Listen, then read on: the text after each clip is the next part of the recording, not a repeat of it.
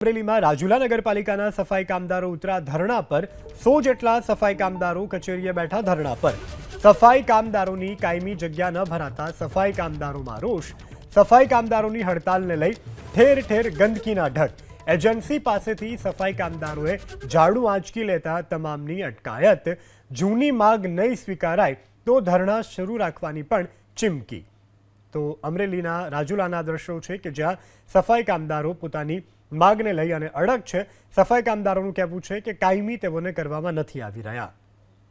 સંવાદદાતા હરેશ ખુમાણ ફોનલાઈનથી જોડાયા છે વધુ વિગત સાથે જી હરેશ જે રીતે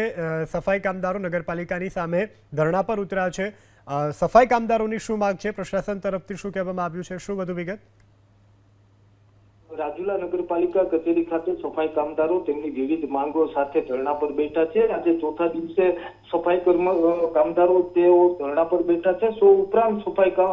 કામદારો એકઠા થઈને નગરપાલિકાની કચેરી સામે ધરણા પર બેઠા છે ત્યારે રાજુલા પાલિકામાં છેલ્લા 40 વર્ષથી 140 જેટલા સફાઈ કામદારો કામ કરતા હતા આજે 30 થી 35 જેટલા સફાઈ કામદારો કામ કરે છે ત્યારે